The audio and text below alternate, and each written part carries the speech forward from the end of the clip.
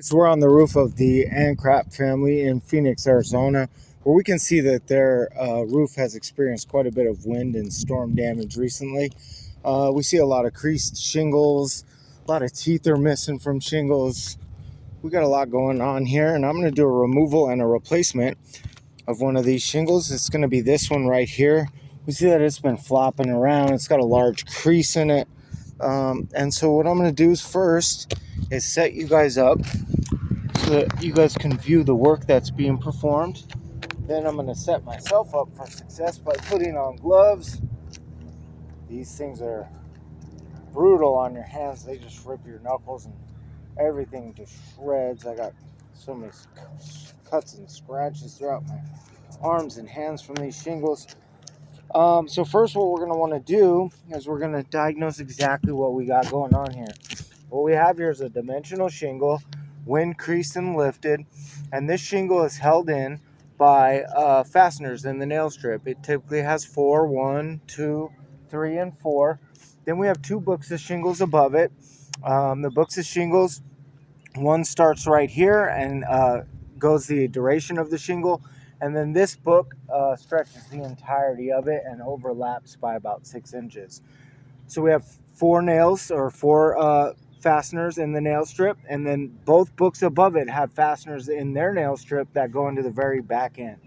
So first what we're going to need to do is we're going to have to break the seal strip, the tar line of the shingle above it. And in Arizona, these things kind of just stick together. You got to just do it slow and patiently.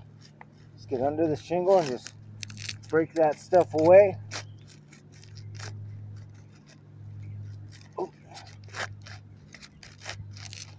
I'm going to do it slowly. Make sure you're not ripping or tearing anything. As I do this, I can just see granules falling off of the books above it. That's not good. All right, I think that we have the tar strip broken. Now we need to address the fasteners. And what we're going to do is we're going to use our flat bar, and we're just going to get under it. And we just want to find where they are and gently pop it out. 1.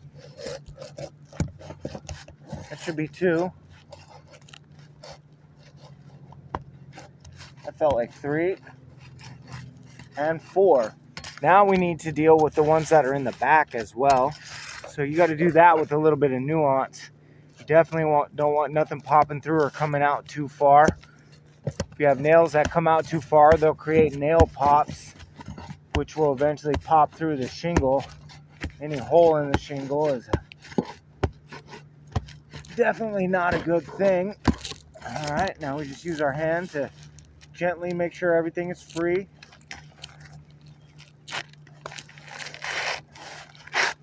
All right, as you can see, we've been able to remove the shingle.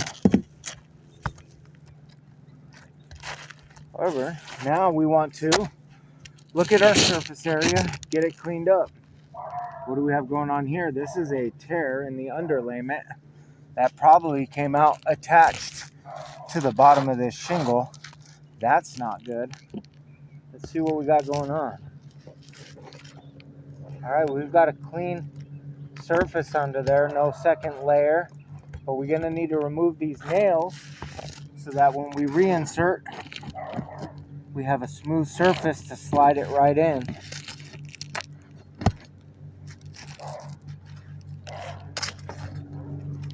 All right, this one's down far enough. There we go. This one needs to come out.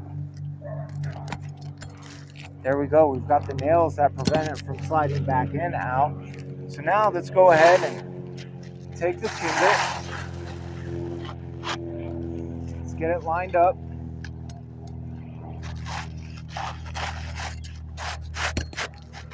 All right. Looks like we're in place, but those nails that are in the back prevent us from sliding in all the way. Let's try to go up and over those. That way we don't got to keep breaking books of shingles open.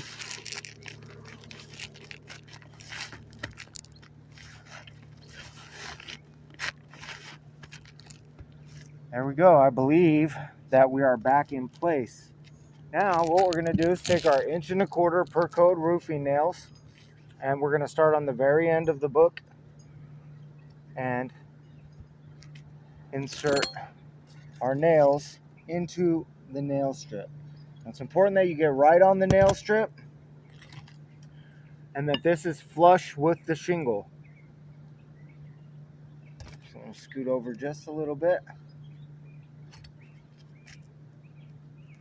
Right there. That's one.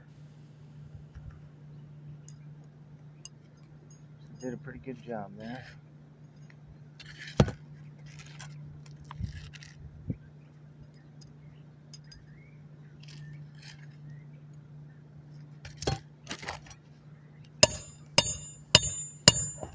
Oh man, that's not good. That definitely left a fracture mark there. When these roofing snakes are just brutal on these shingles.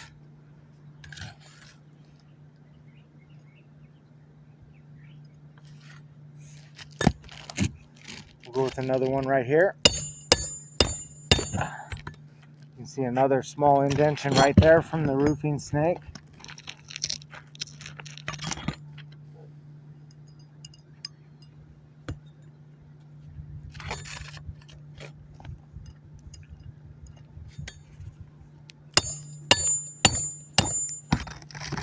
And another big time fracture. We also see that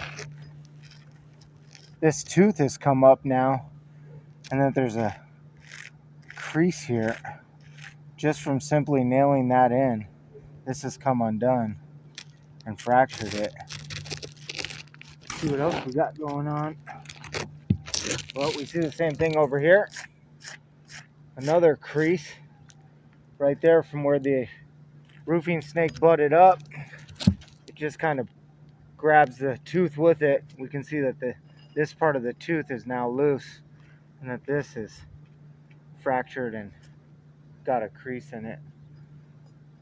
This one has maintained, which is pretty good.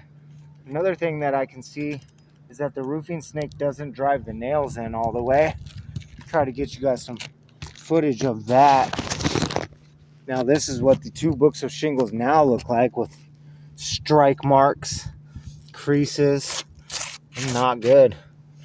We can see under here that these nails don't go in all the way. The roofing snake just doesn't drive them in because of this lip. I would have to say that by removing one shingle, it damaged the 2 above it, and this is definitely not going to be a suitable repair method. I consider this a fail.